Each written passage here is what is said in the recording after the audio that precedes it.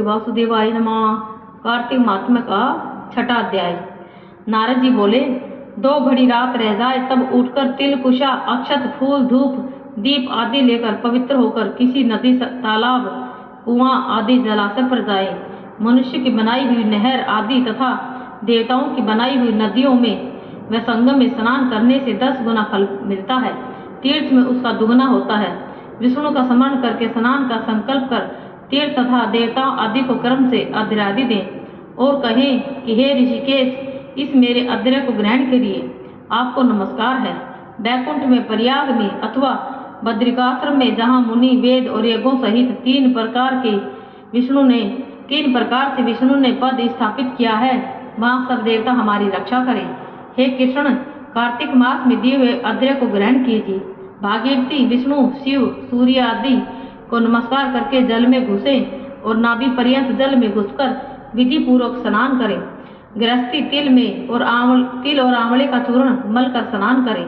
विधवा स्त्री और सन्यासी तुलसी की जड़ की मिट्टी लगाकर स्नान करें, परंतु सप्तमी, अमावस्या, द्वितीया और त्रयोदशी इन तिथियों में आंवला और तिल न लगावें। स्नान मंत्र भक्ति भावना जिन प्रभु ने देवताओं के कार्य के निमित्त रूप धारण किया था, वे कृपा करके मुझे पवित्र करें। विष्णु की आज्ञा से इंद्र सहित सब देवता कार्तिक के व्रत करने वालों की रक्षा करें। व्रती मनुष्य इस प्रकार स्नान करके हाथ में पवित्र धारण करके देव, ऋषि और पितरों का तर्पण करें। कार्तिक के महीने में तर्पण में जितने तिल होते हैं उतने वर्ष पितर स्वर्ग में वास करते हैं। तदंतर जल में से निकलकर पवित्र वस्त्र धारण कर प्रातः काल के कर्मों को समाप्त कर हरि भगवान का अर्चन करें। तीर्थ और देवताओं का स्मरण करके भक्ति पूर्वक गंध, पुष्प और फलों से अर्घ्य प्रदान करें। तब वेद पाठी ब्राह्मणों का पूजन करें। ब्राह्मण विष्णु रूप हैं, इसलिए अपने कल्याण चाहने वाले कदापि इनका अपमान और विरोध न करें। फिर हरि की प्यारी तुलसी जी की पूजा कर परिक्रमा दे नमस्कार करें और कहें कि हे देवताओं ने प्रथम तुम्हें बनाया, मुनियों ने तुम्हें पूजा, सो तुम मेरे पाप को हरण करो। भक्ति पूर्वोक्त विधियों को करने वाला नारायण की सालोकता को प्राप्त होता है।